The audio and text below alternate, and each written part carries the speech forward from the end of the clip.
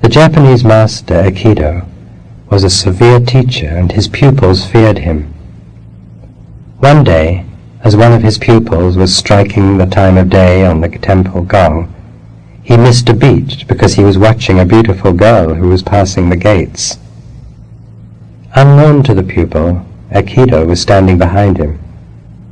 Aikido struck the pupil with his staff, and the shock stopped the heart of the pupil, and he died. Because the old custom of the pupil signing his life over to the master had sunk to a mere formality, Aikido was discredited by the general public. But after this incident, Aikido produced 10 enlightened successors, an unusually high number. This type of phenomenon is special to Zen and Zen masters. Only a Zen master beats, hits his disciples.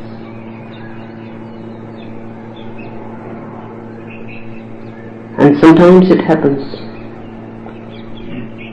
that the disciple is dead through beating. Ordinarily, this looks very cruel, violent, mad, and religious people cannot conceive how can a master be so cruel to kill a disciple.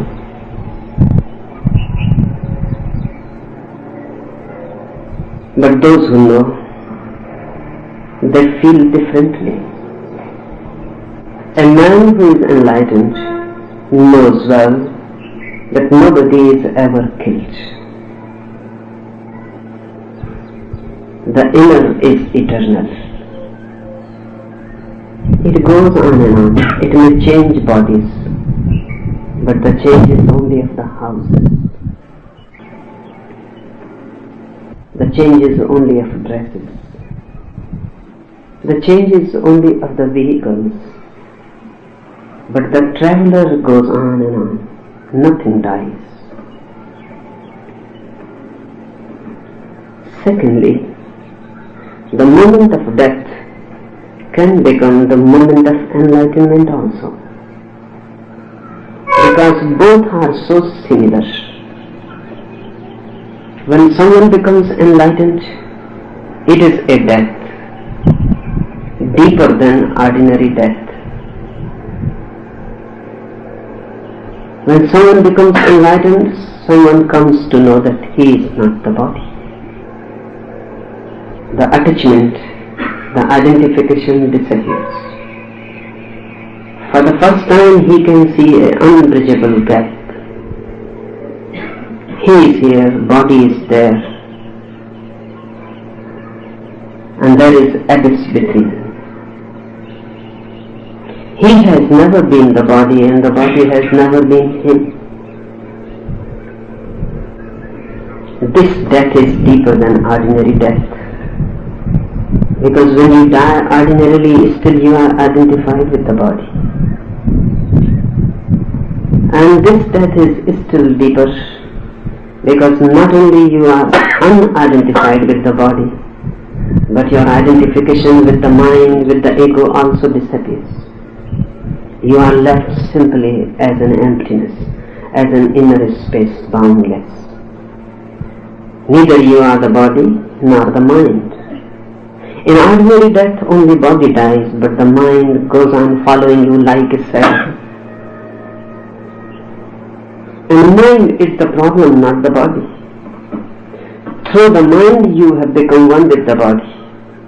And unless the mind disappears, you will go on getting into newer bodies and newer vehicles, and the wheel of life will go on and on.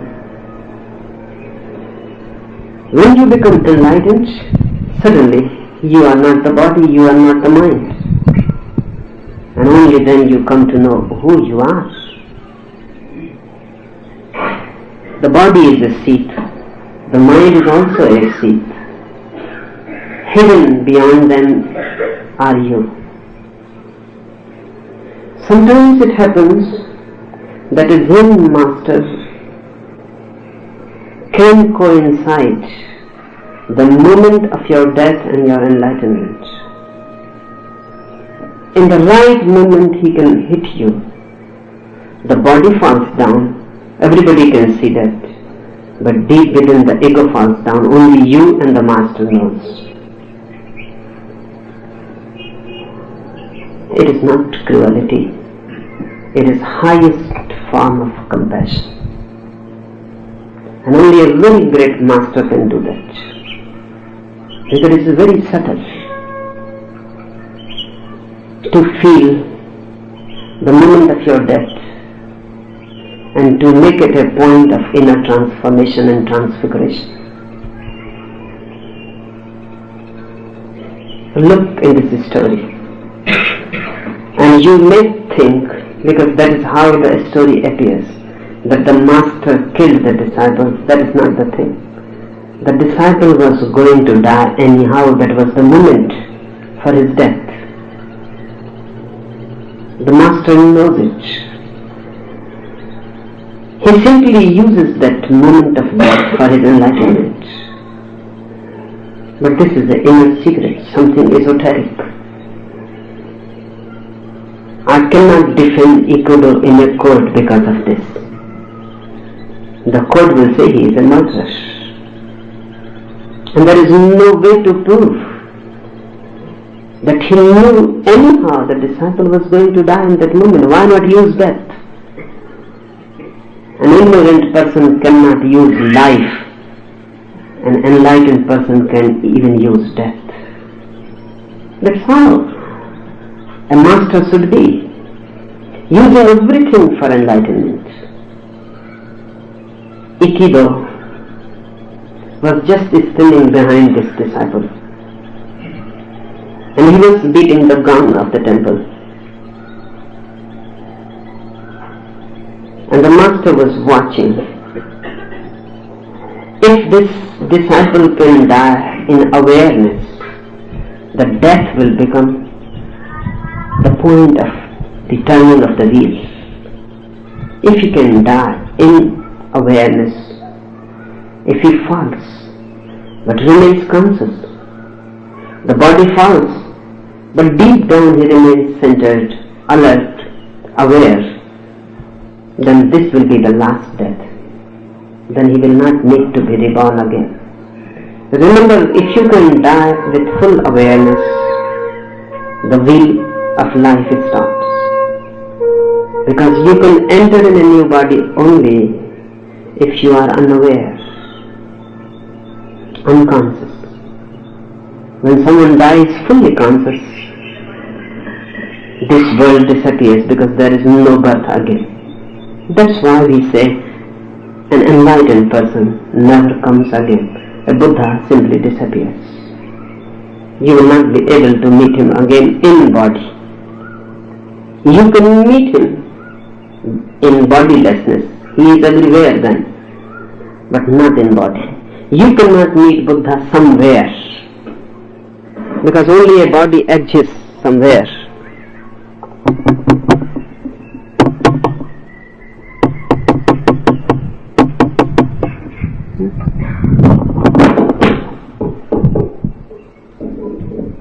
When body disappears, Buddha exists everywhere or nowhere.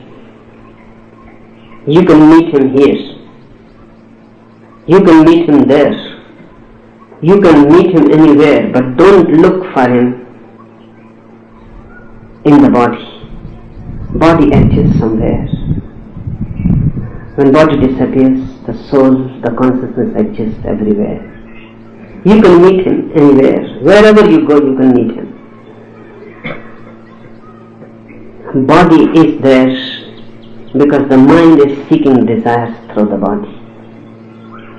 Desires cannot be fulfilled without the body.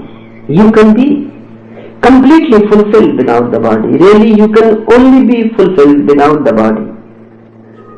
But desires cannot be fulfilled without the body. Desire needs the body. The body is the vehicle of the desire. That's why possession happens. You have heard many stories, must have heard, that a ghost possesses somebody else. Why a ghost is so much interested in possessing somebody else? Because of the desires. Desires cannot be fulfilled without the body.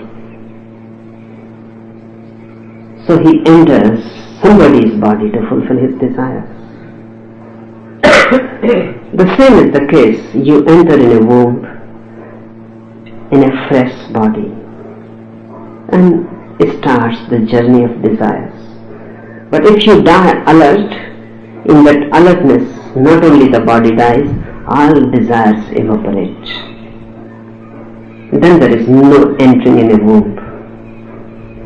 Really, entering in a womb is such a painful process. It is so painful that consciously you cannot do it. Only unconsciously you can do it. The English word anxiety comes from a Latin root which means narrowing down. And in the beginning the word was used for the entry of a soul into a womb. So the first anxiety is felt when a soul enters a womb because everything is narrowed down. Infinite soul becomes a small body. This is the most painful process possible. As if the whole sky has been forced to enter in a seed. You don't know it because it is so painful that you became totally unconscious. There are two painful processes. You may have heard Buddha's saying, birth is pain, death is pain. These are the greatest pain, greatest anguishes possible. When the infinite becomes a finite in the womb, it is painful, it is anxiety. And when again the infinite is taken out of the body in which it has become so much attuned, identified, again there is anguish and pain. So whenever someone dies consciously, he disappears. Then there is no more entry into the body. Then there is no more anxiety. Anxiety is the consequence of desire. Then you need not to be narrowed down because there is no desire to be fulfilled. You can remain infinite. There is no need to enter a vehicle because now you are going nowhere. This disciple who was beating the gong of the temple must have been near his death, close. And the master was standing behind him because of this fact that the disciple was going to die any moment. This is not said in the story, this cannot be said. But this is how the thing happens. Otherwise there was no need for the master to stand behind the disciple when he is beating the gong. There are many more important things for the master to do. Beating the gong is just ordinary thing, everyday ritual. Why the master was standing behind him? This Aikido seems to be a strange fellow. Had he not to do anything more significant? But at that moment there was nothing more significant because this disciple was going to die anyhow. His death has to be used. And only a master can use death out of compassion. He was waiting whether he remains alert at the moment of death or not. He missed. The story is beautiful and very significant. He saw a beautiful girl passing. His whole consciousness was lost. He became a desire. His whole being became a desire. He wanted to follow this girl, possess this girl.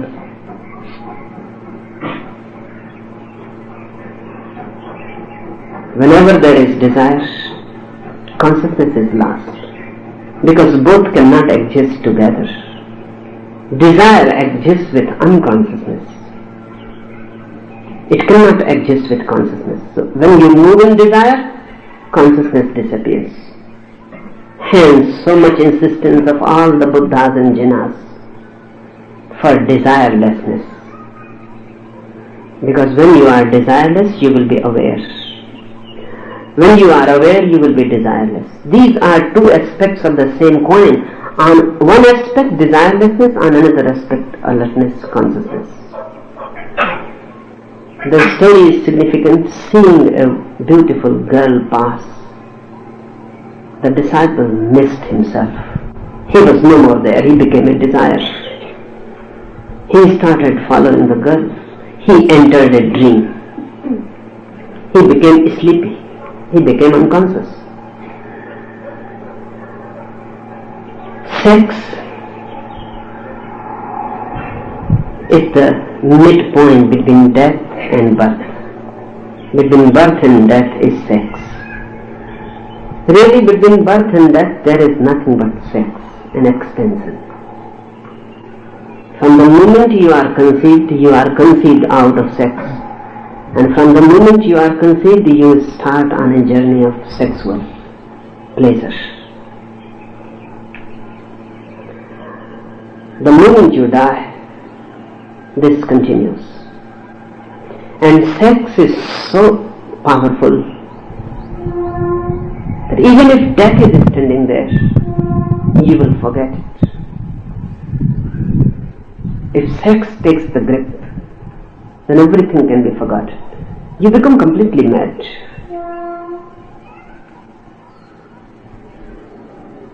The form of the girl catches his mind. He is no more there. He was alert just a moment before. Now he is not alert. You may have heard stories, Indian stories, of rishis, seekers, doing austerities, meditating in their forest abodes in the hills. Always it happens that whenever they reach a point of awareness, suddenly sex arises. Apsaras, nymphs from the heaven descend, as if they are just waiting for someone to come to a point of awareness. As if there is a subtle conspiracy against achieving awareness. Deep hidden in a forest, someone achieves a little awareness, suddenly nymphs are there. Beautiful girls from heaven, not of this earth. Perfect. You cannot conceive anything more perfect. The body as if of gold, transparent.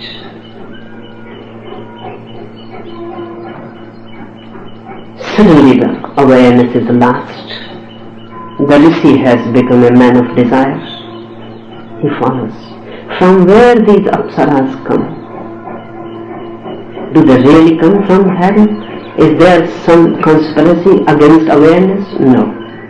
They come out of the mind of the seeker. The mind, when sees that everything is going to be lost, uses sex as the last weapon. And the mind sees that now awareness is reaching a crystallization. Once crystallized, mind will not have any say. Mind will be dropped. This is the last struggle. Suddenly mind creates sex and the desire for sex. The mind projects. So I say to you, there may have been no girl passing.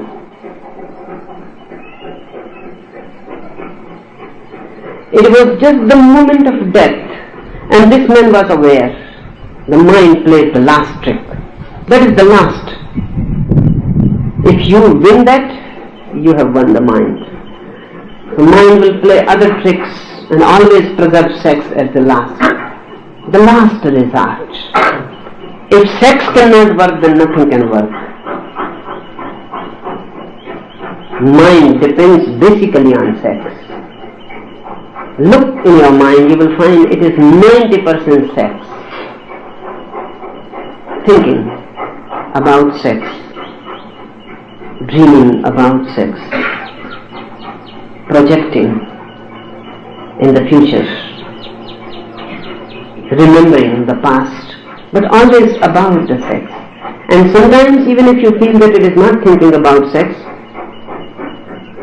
ponder over it, meditate, you will find that other things also it desires because of sex. You may think to become wealthy, but what you will do with your wealth? Just ask the mind, and the mind says then you can enjoy the body, then you can get the most beautiful woman possible. The mind may think that become a Napoleon, a Hitler, but ask the mind what you will do with power. Suddenly you will find hidden somewhere the sex, the desire. This girl may not have been there, passing.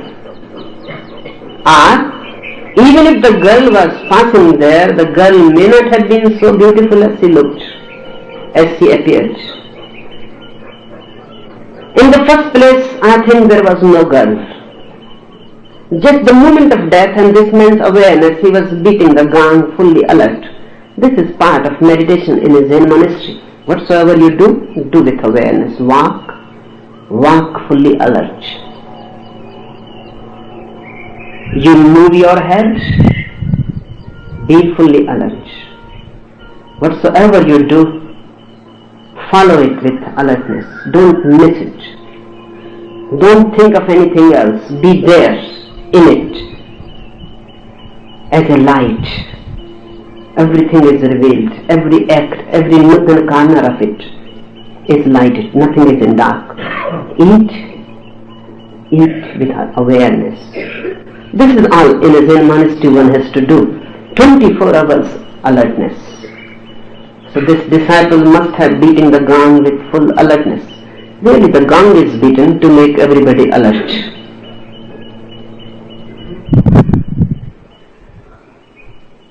He must have been alert with the sound resounding in the monastery.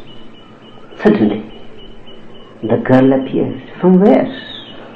In the first place, I think there was no girl. The mind projected. In the second place, even if there was a girl, the girl was not so beautiful as the mind thought it. It projected. The girl was just a screen. The dream came from the mind and was projected. That's how it is happening to everybody. And for the first time you fall in love. The girl is not of this earth. It comes from somewhere else.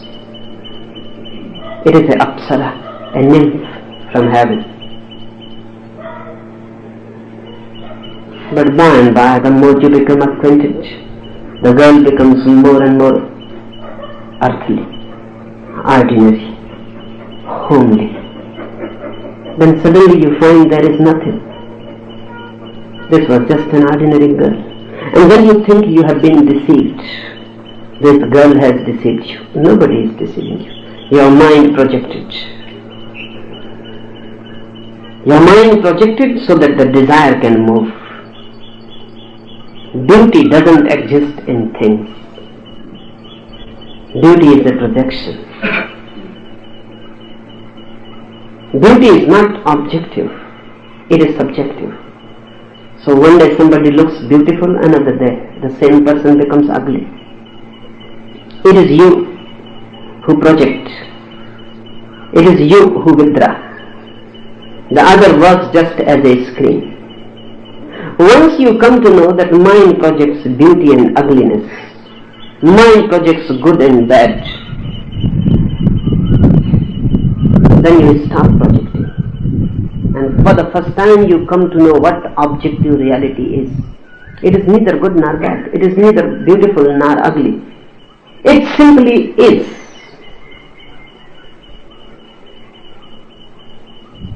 All your interpretations drop with the projection. So this disciple, at the moment of death, was going to be alert and aware. The mind did the last thing. The final result, created beauty around. A beautiful girl appears. And awareness is lost. The mind becomes dim.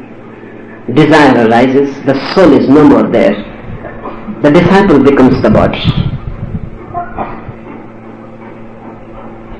That's why all religions so much insist to transcend sex. Unless you transcend sex, the mind will play the last trick and he will be the winner, not you. But repression is not transcendence. It is escape. Move into desire with full awareness. Try to be in the sex act but alert. By and by you will see the emphasis changing. The energy will be moving more into alertness and less into sex act. Now the thing has happened, the basic thing has happened. Sooner or later the whole sex energy becomes meditative energy. Then you have transcended. Then whether you stand in the market or sit in a forest, apsaras cannot come to you. They may be passing from the street, but they will be no more there for you. If your mind is there, absent apsaras become present. If your mind is not there, present apsaras disappears.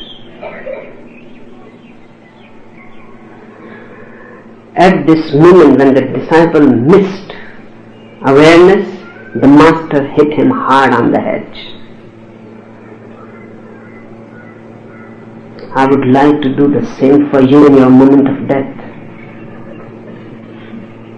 But it cannot be tolerated here. In Japan, it was one of the oldest traditions. Whenever a disciple comes to the master, he says, my life, my death, both are yours. If you want to kill me, you can.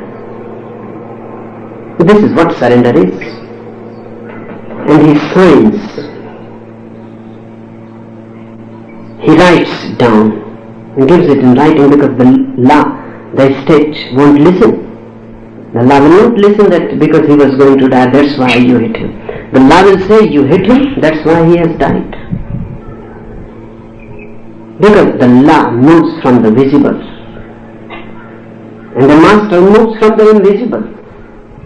The master is seeing the invisible death reaching. He hits just to make this disciple alert. And a very hard hit is needed. When mind is moving in sex, ordinary hit won't do. A real hit is needed. A real electric shock-like thing. It is an old story. If in the future there will be monasteries like old Zen monasteries, an electric shock can be given, not to hit by stuff. But something so shocking that the whole being trembles. Something so shocking that there is a break in the desire which is leading you out. The master hit the disciple so hard, he died. This is the visible part of it. He fell down and died. What happened inside? What is the inside story? When the master hit the disciple, this was the moment of his death. Desire was arising. Because in the moment of death, if sex is there, only then you can enter into another womb. Otherwise you cannot enter. Men dying on bed, if they are conscious, always think of sex. It may be strange. Old man, even a man of 100 years, dying on bed, almost always thinks of sex. Because sex is the first and the last in the body life. He may have been thinking of God before. He may have been chanting Ram, Ram, Ram. But suddenly at the moment of death, everything drops and sex appears again. It is natural. The first must be the last. You were conceived out of sex. You must die. with the sex in the mind.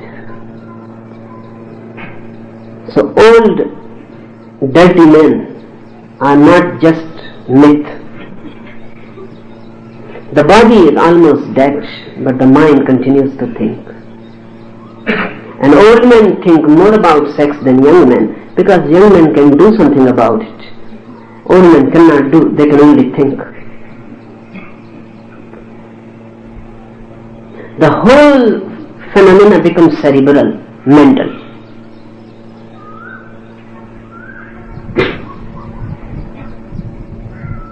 In the moment of death, you are preparing for a re-entry.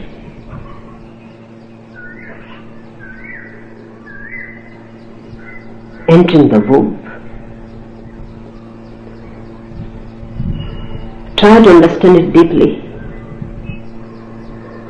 Why so much attraction is there in entering the feminine body, the female body? What you gain out of it? While making love, when your whole being wants to penetrate the feminine body, what you gain out of it? Psychologists say, and spiritualists have always been alert about it, that it is again the same symbolic act of entry. Not only when you are born, your being enters into the womb of a woman. This persists the whole life. Again and again you want to penetrate the female body. You want to reach the womb again and again. Sex means the urge to penetrate the feminine body, to enter again into the womb.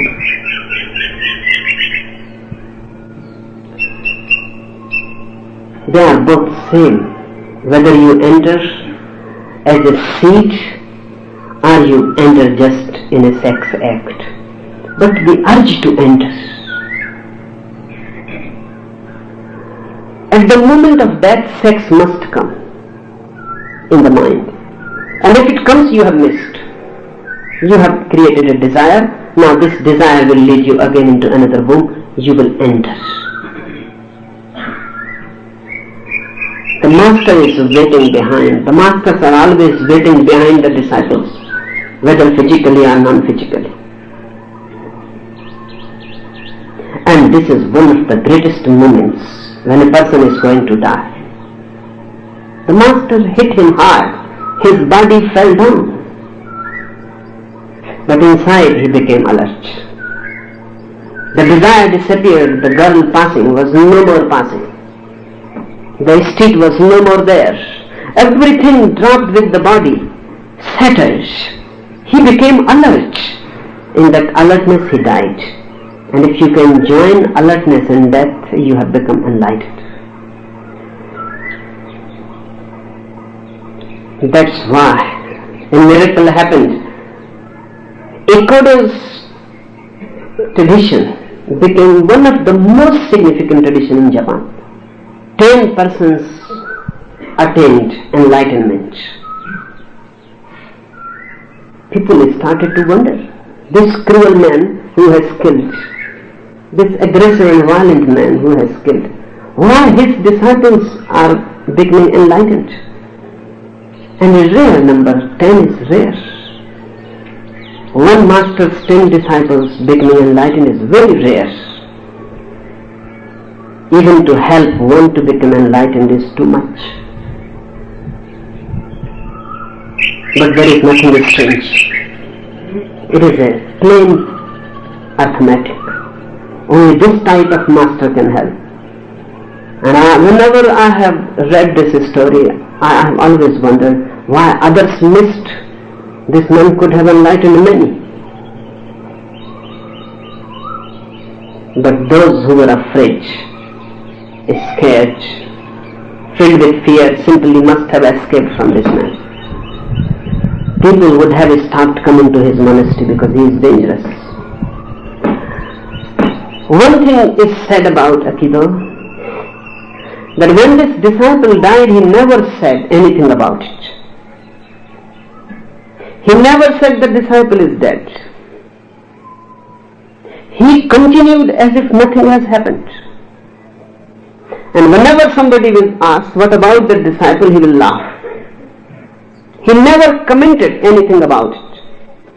He never said that the disciple is dead. He never said that something has gone wrong. He never said that it was just an accident. Whenever someone will ask, he will laugh.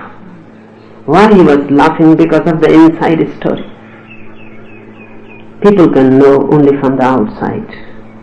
If I hit you hard and you die, people can only know that the man is dead. No one will be able to know what has happened inwards. This disciple achieved something which Buddhas make efforts for many lives to attain. And Aikido did it in a single moment. A great artist, a great master. He used the moment of death so beautifully, and the disciple attained. The disciple disappeared not only from the body, the disciple disappeared from the mind. The disciple was never born again. This was the total death, no rebirth. But in Japan, people had become accustomed to such type of things. You will go to a master, he may throw you out of the window. He will jump on you and start beating. And you were asking a philosophical question, whether God exists or not, and he starts beating you. Aikido helped many persons to become enlightened. Only such a man with such deep compassion can help. But a very great surrender is needed. It is said that the disciples' parents came to see when the disciple was dead. They came to see Aikido. They were very angry, obviously. They had only one child, and that is dead.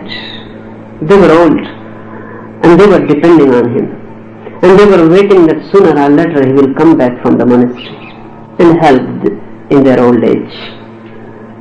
In Japan, monastery life is a periodical thing.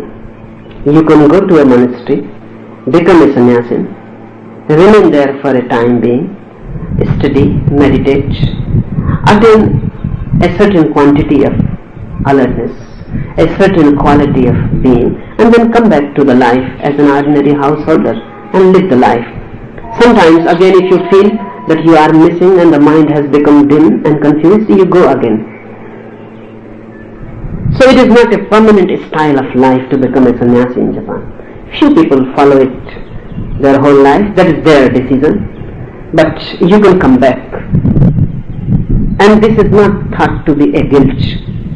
In India, it is a guilt if you become once a sannyasi and then come back and get married and become a householder, then everyone looks at you that you have fallen.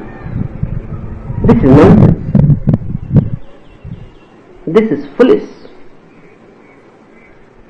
Because the whole country cannot become sannyasis. Only few people can be sannyasis without doing anything. And they will have to depend on others who are doing, who are active in life. And sannyas should be available to everybody. The whole country must be able to become sannyasin, but that is possible only if you can be a sannyasin in ordinary life. You can go to the office, you can work in a shop, you can be a laborer or a teacher or a doctor or an engineer and still be a sannyasi. So people move to the monastery. That is just a training period. So the whole time is devoted to meditation. Then they come back. They keep the quality and come back to the ordinary life, become ordinary citizens, work in life as far as the outward life is concerned, inside deep they go on trying for the inner flame. Whenever they feel something has become dim, whenever they feel they are missing consciousness, they go again to a monastery, be there for a period and come back again. So this old couple was waiting for the boy to come back, and he is dead. They must have been angry. They must have thought many things against this master Aikido. They came. They looked at Aikido. They were waiting, he will say something kind to them. What Aikido said? He said, why you are waiting? Follow the boy.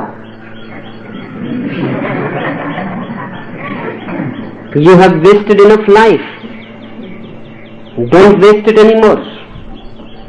And they looked at Aikido's eyes. They forgot their anger. This man cannot be cruel. The compassion was flowing. They had come to complain.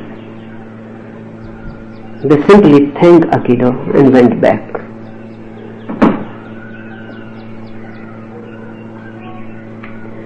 When you come to a master, be ready to die. Beating any gong, falling in desire, following a girl, the master can hit you any moment. If you are not surrendered, the hit will be useless. The master will not hit you, because you will miss it. It will not be of much use. This disciple must have been one of the most closest, most intimate, and so surrendered that he will die but will not complain. He fell down without a complaint, as if the body dropped like an old dress, and inside there was light, more light. He entered that light. Be ready to die. Only then you can be reborn into an altogether different dimension. That dimension is the dimension of the divine. Don't protect yourself. Your protection is your undoing. Don't try to safeguard. Near a master, be insecure, because he is your security. Be unsafe. Leave everything to him and wait for his hit. In a moment it can descend on you. But if you have not surrendered, it will not descend. Because no master is interested in hitting you. No master is interested in killing you. Masters are interested only in making you fully enlightened. That can happen only when your death and your awareness meet.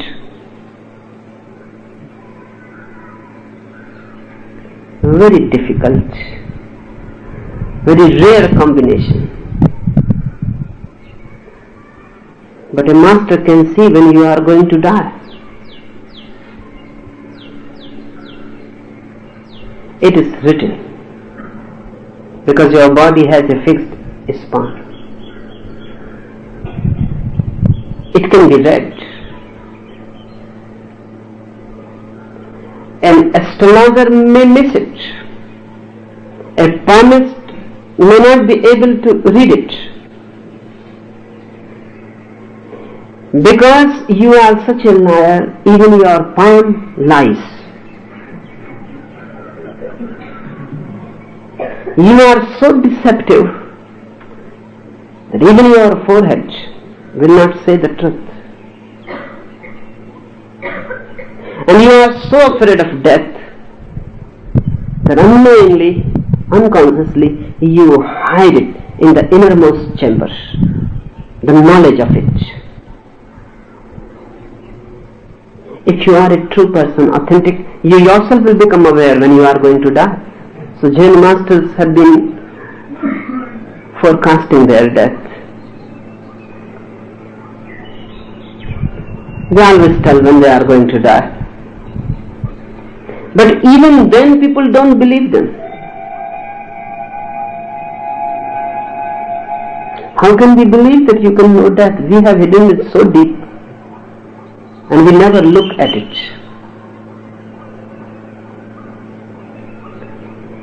Astrology may fail because it is an outer science, reading something from the outer towards the inner. Palmistry may fail because it cannot be very certain, your hands cannot be believed, you cannot be believed, your whole body lies. And your lines on the palm can be changed very easily. For 15 days think of suicide and your lifeline will be broken. Continuously for 15 days don't think of anything. Just think of suicide, committing suicide, picturing, dreaming. Within 15 days your lifeline will be broken. So the mind can create art change. If you go to a palmist and he says within 3 months you are going to die, he may have misinterpreted. But if this idea settles deep in you, you will die in 3 months. And within 3 months your lifeline will be finished. It will break. Your hand is not influencing your mind is continuously influencing your hand.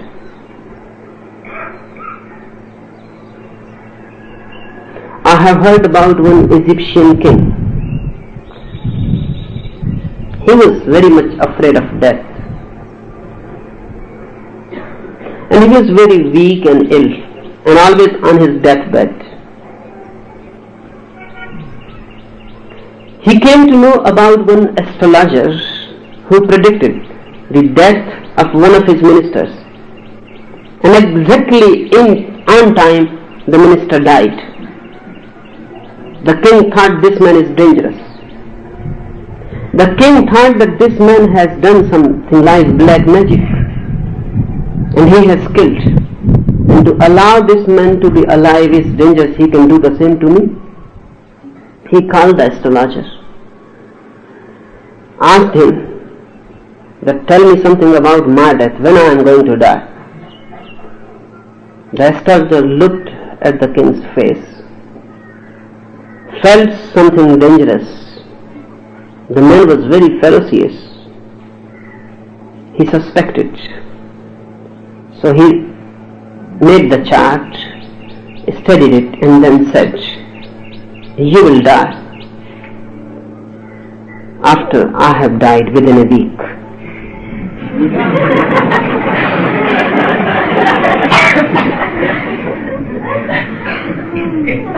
So the king called all his doctors to look after this man. A palace was created for him. The best of food and everything. And the greatest of doctors just in his service. Preserve him. Because he says if he dies within 7 days. And it is said the king lived very long. Because that man was alive. And that was a very healthy man.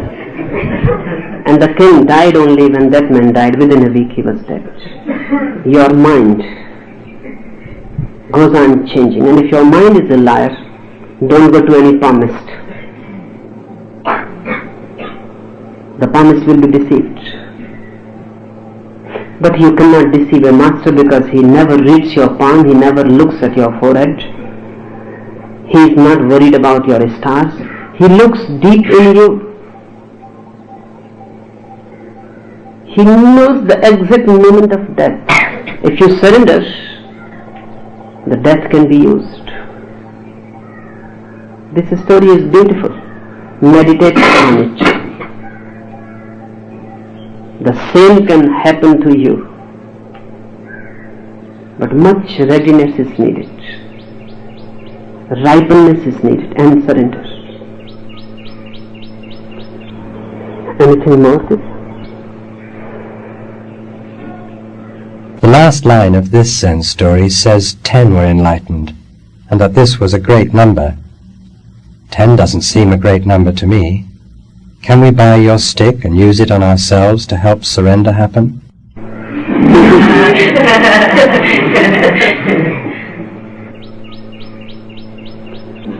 10 is really a big number, because enlightenment is so arduous, so difficult to achieve, almost impossible. So 10 is a big number, but even bigger numbers have happened. With Buddha, hundreds became enlightened. With Mahavir, hundreds became enlightened.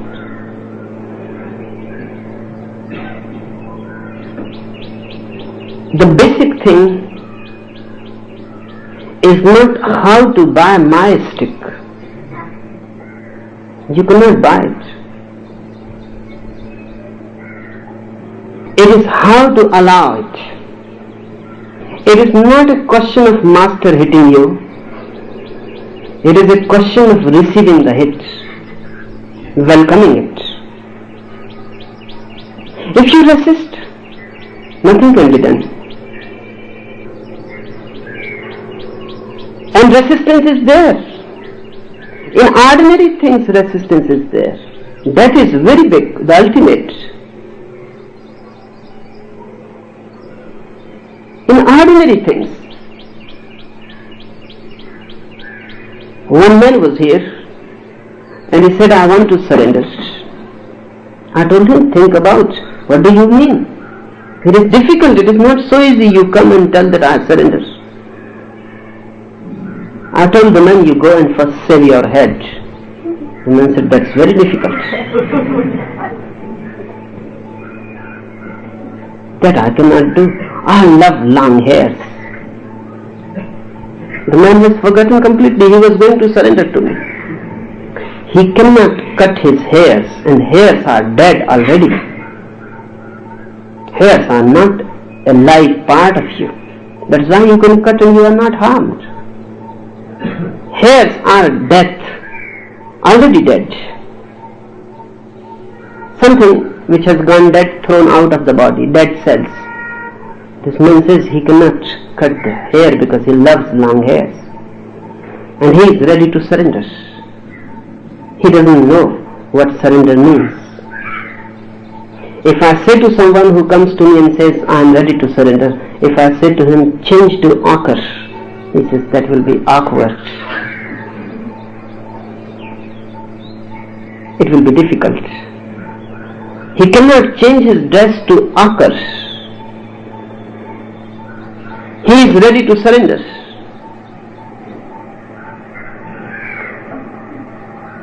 The word surrender has become meaningless. It carries no meaning to him. What he is saying, he is not aware. Otherwise, to utter the word surrender, his whole being will tremble and shake, because it means death. My stick is there. I can hit you. Your readiness is not there. And if I hit you before you are ready, you will simply escape from me. Many escape. Many have escaped because I had hit them somehow or other. And don't think that a stick is really the visible thing. I use subtle sticks. Just a word can hit you to death. You are shattered, your logic, your religion, your concepts are hit and you are shattered and you never come back again to me. I hit your emotions, then you become antagonistic to me. Your ripeness is needed. You have to welcome the hit, wait, pray for it. In Zen, it has been one of the oldest traditions. Whenever a disciple is hit, the whole monastery becomes happy, and the disciple is received as something special. The master has hit him. The disciple has become chosen. People wait for years to be hit by the master. They pray. They ask the master when we will be capable, or when will we be fortunate enough, when your staff will descend on us. A deep receptivity is needed. There is no need to buy my staff. It is always yours. Only have a welcoming heart, a deep receptivity, patience. It can descend on you any moment. Sometimes it comes nearer you and you are scared.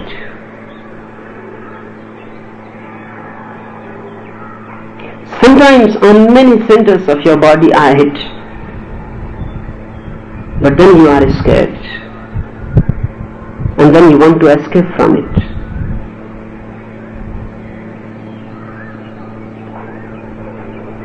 Be alert of the mind will always tell you escape. Wherever is danger, the mind will tell you run away from here. The mind has two ways of encountering a situation. One is fight, another is flight. So either your mind starts fighting with me. I can see. When I am talking, I can see in your eyes whether you are fighting or flighting. Your very look, the way you sit, the way you hear, shows that you are fighting, resisting, withdrawn, creating a space so I cannot enter in you. Or you are on a flight, and then you are sleepy, you are not listening at all. Or you are somewhere else, thinking something else. You are engaged within, so you can escape. When you will be ready, neither flight nor fight, just a prayerful patience and waiting. Not even impatient about it, because impatience creates a tension. Not even impatient, just patiently waiting, passively waiting, with a prayerful mood. The hit is yours. I am waiting for it. And many more than Aikido's disciples can become enlightened.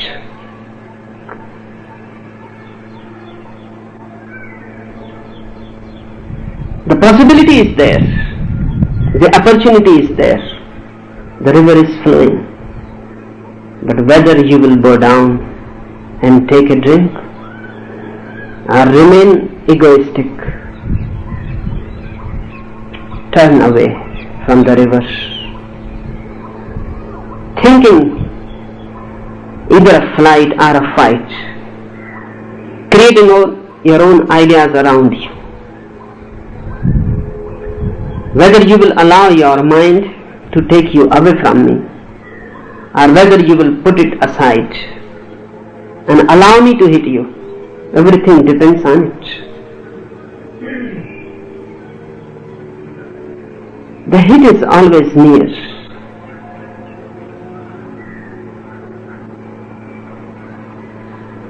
But you go on wavering. This disciple was hit by Aikido. He was really surrendered. And after his death, Many more were ready. From somewhere, the chain is to be broken. When one light is kindled, many more follow.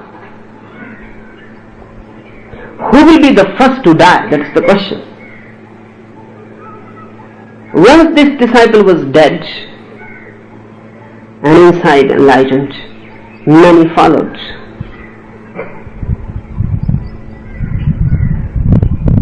Ten became enlightened. But this word 10 is also worth thinking. This 10 is symbolic because 10 is the greatest number. It is not exactly 10, it is not arithmetical. 10 is just the greatest number. Man started counting on his fingers, and 10 are the fingers. Even now in villages people count on the fingers. So 10 is the highest number. Then all other numbers are repetitive. 11 means 1 upon 1. 12 means 2 upon 1. Then there is repetition. 10 is the basic number in all the languages of the world, because everywhere man has 10 fingers. These are the 10 digits. So 10 is the highest number. It is symbolic. One dropped into infinity, then many followed. Once the abyss is open and you see someone entering it, and you see the bliss, the benediction,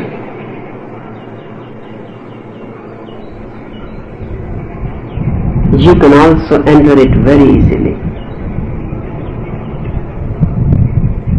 You can take the jump. Many are getting ready. But even if you are 99% ready,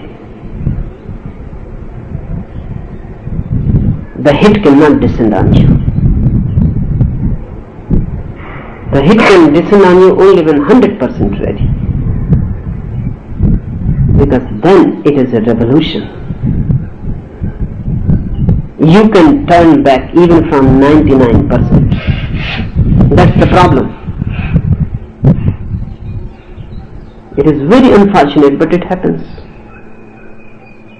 I have been working with many people. Sometimes they turn when the right moment was coming to be. Exactly before that moment they turn away. And mind is cunning enough, it can philosophize.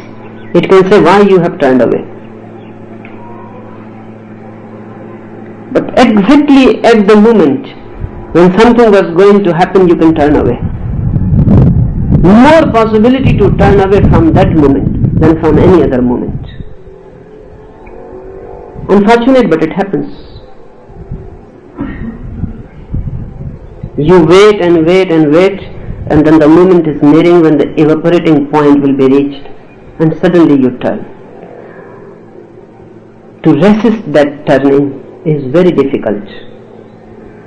It is just like death reaching nearer, and seeing the abyss, you turn away and run as fast as you can. Remain alert. This misfortune happens for seekers. It can happen to you.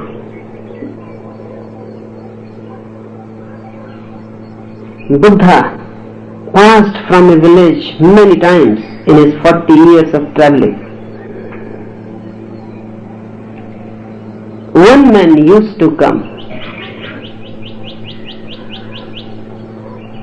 He will listen for a few minutes, then get up and go away. And this has become a habit. He never listened to Buddha for the whole time he was speaking. He will come, that was certain. And whenever Buddha will come to the town, he will wait for that man. He will come, that was certain. He will sit for a few minutes, he will listen, then respectfully bow down to Buddha and he will go away. Ananda once asked that man that why you do this? He said, sometimes that is the peak hour for my business. I must come just to pay my respects, that's why I come. But my shop is open and customers are there. And they will not wait. Enlightenment can wait. Next time I will hear.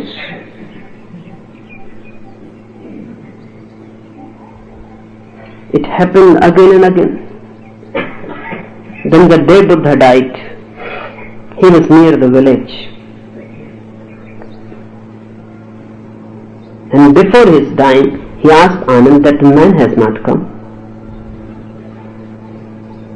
This is exceptional. He never missed. He always missed in a sense, but he never missed. He was always coming. He has not come. Then Buddha asked his disciples, have you to ask anything? Because soon I will enter in the final samadhi, the final ecstasy, and then I will not be able to come back and answer you. They started weeping and crying and there was no question. And Ananda said, we have asked everything. You have answered everything. And there is nothing. Our minds are blank just thinking that you are going to disappear. Buddha asked thrice. Again and again, there was no answer, so he went behind the tree, closed his eyes, just to dissolve into the infinite, to leave the body. And then suddenly, the man came. And he started fighting with the monks. He said, no, I must see him. This is the last.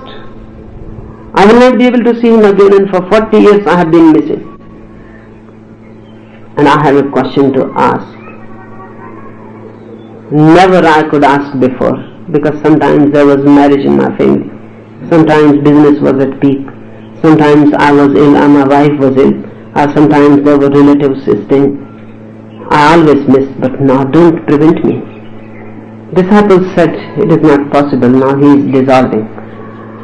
Buddha came out from his ecstasy, from his final samadhi.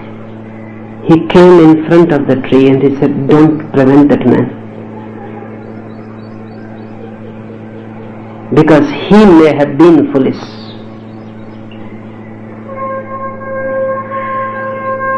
He may have missed because of his ignorance. But I cannot be hard on him. I am still alive. So let him come. No one should say that Buddha was alive and a man who has come begging was returned back.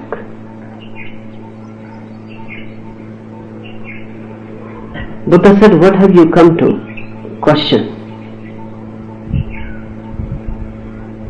The man has forgotten the question. He said, when I came, I knew. But now I can't remember. Next time when I will see you, I will bring the question. And there is going to be no next time.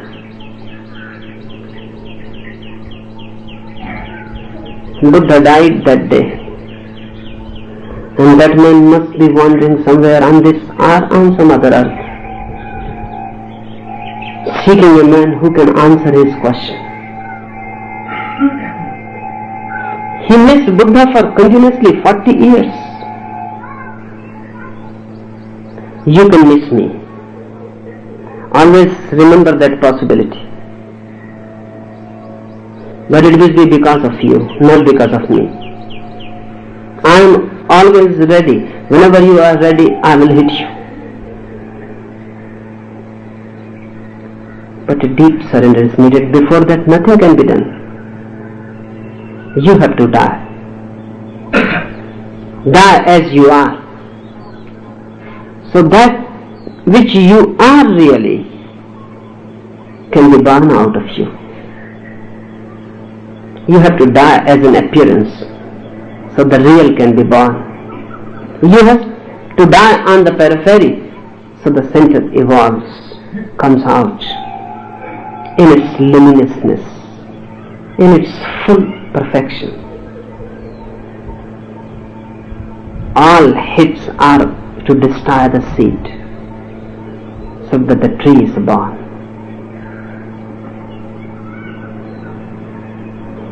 Anything more? There have been several questions concerning what you were saying about warriors and businessmen. Since most of us were businessmen and professionals and not warriors, are we going to miss enlightenment?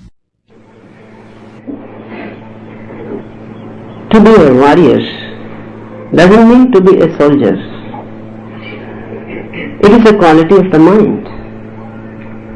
You can be a businessman and be a warrior. You can be a warrior and be a businessman. Businessman means a quality of the mind which is always bargaining, trying to give less and get more. That's what I mean when I say businessman. Trying to give less and get more. Always bargaining. Always thinking about profit. A warrior is again a quality of the mind. The quality of the gambler, not of the bargainer. The quality which can stake everything, this way or that. A non-compromising mind. If a businessman thinks of enlightenment, he thinks it as a commodity. In many other commodities, he has a list. He has to make a big palace. He has to purchase this and that. And in the end, he has to purchase enlightenment also. But enlightenment is always in the last. When everything is done, then. When nothing remains to be done, then. And that enlightenment is also to be purchased. Because he understands only money. It happened to one. A great rich man came to Mahavir. He was really very rich. He could purchase anything. Even kingdoms. Even kings borrowed money from him. He came to Mahavir and he said, I have been hearing too much about dhyana, meditation. The time you have been here, you have created a craze in people. Everybody is talking about dhyana. What is this dhyana? And how much it costs? And I can purchase it. Mahavir hesitated, so the man says, you don't think about the cost at all. You simply say, and I will pay. There is no problem about it. How to talk to this man? Mahavir was at a loss what to say to this man. Mahavir said, you go. In your town there is a man. A very poor man. He may be willing to sell his dhyana. And he has achieved. And he is so poor, he may be ready to sell it. The man thanked Mahavir, rushed to the poor man, knocked at his door and said, how much you want for your dhyana? I want to purchase your meditation. The man started laughing. He said, you can purchase me. That's okay. But how I can give you my dhyana? It is a quality of my being. It is not a commodity. But businessmen have always been thinking in that way. They donate to purchase. They create temples to purchase. They give, but their giving is never a giving. It is always to get something. It is investment.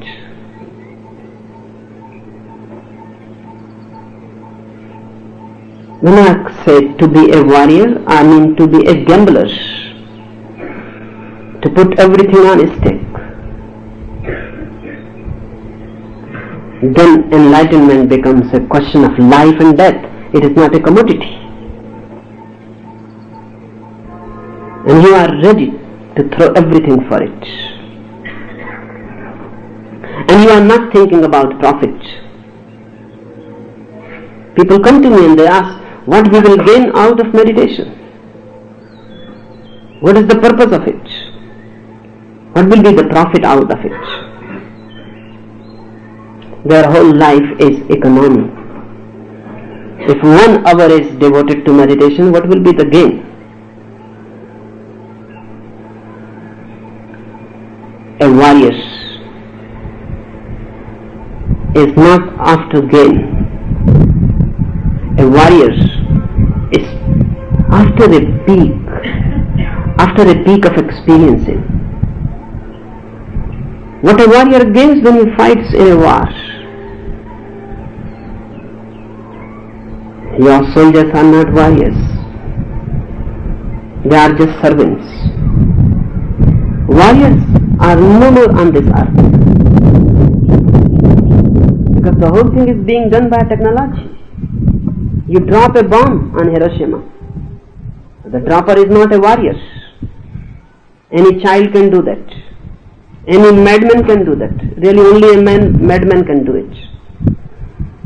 Dropping a bomb on Hiroshima is not being a fighter or a warrior.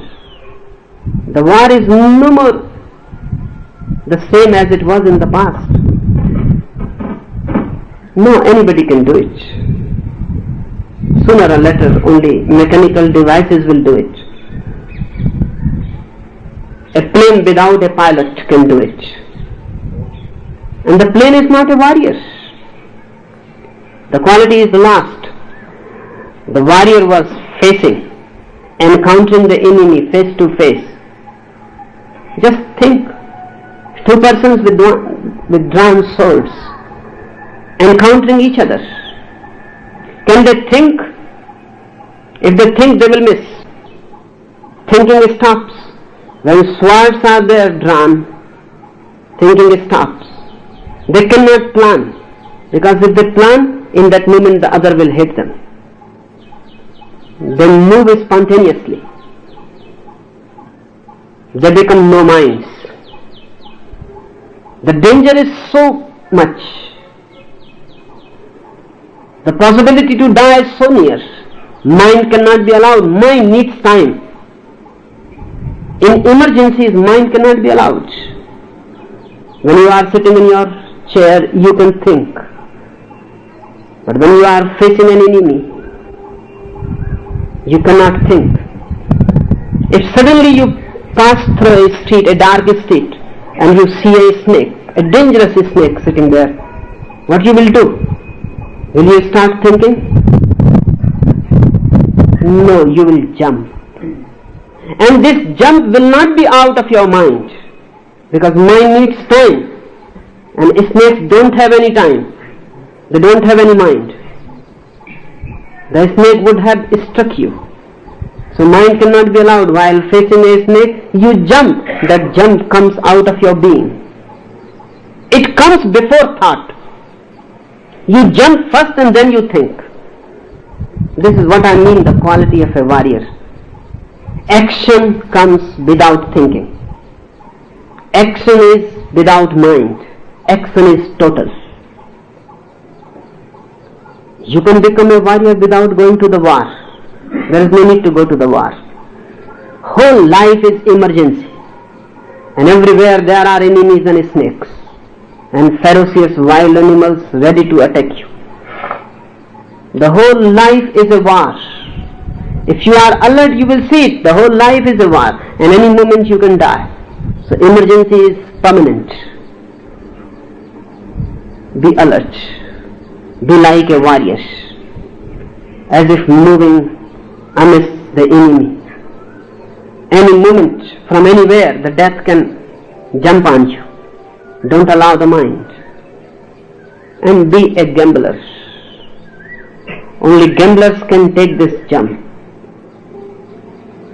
The jump is so much that those who think of profit cannot take it. It is a risk, a greatest risk. You may be lost and nothing may be gained. When you come to me, you may lose everything and you may not gain anything.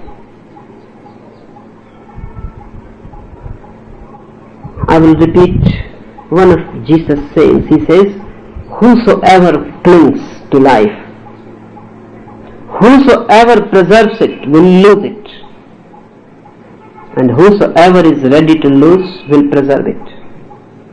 But this is talking in the language of a gambler. Lose it. This is the way to preserve it. Die. That is the way to reach the eternal life, the immortal life. When I say a businessman, I say a calculating, cunning mind. Don't be cunning minds. No child is a businessman. And it is difficult to find an old man who is not a businessman. Every child is a warrior. And every old man is a businessman. How every warrior becomes a businessman is a long story. The whole society, education, culture, conditioning makes you more and more fearful, afraid. You cannot take any risk. And everything that is beautiful is risky. Love is a risk. Life is a risk. God is a risk. And God is the greatest risk. Through mathematics you will not reach.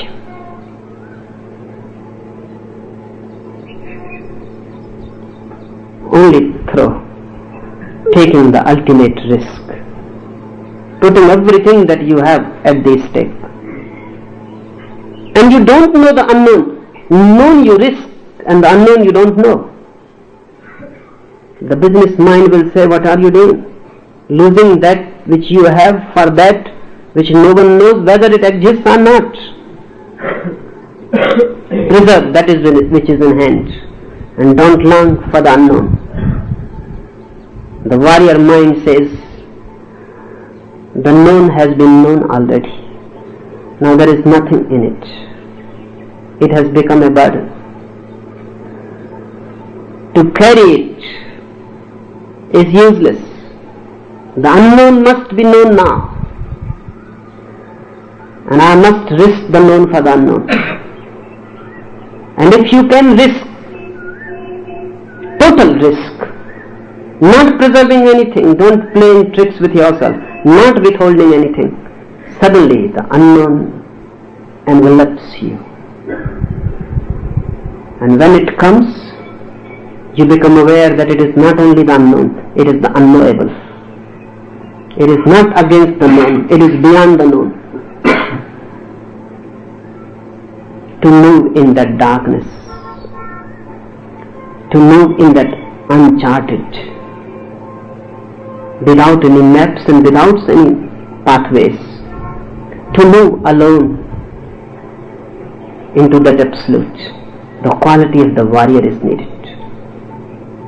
Many of you have it still a little left because you were once a child. You were all warriors. You were all dreamers of the unknown. That childhood is hidden, but it cannot be destroyed. It is there. It still has its own corner in your being. Allow it to function. Be childlike, and you will be warriors again.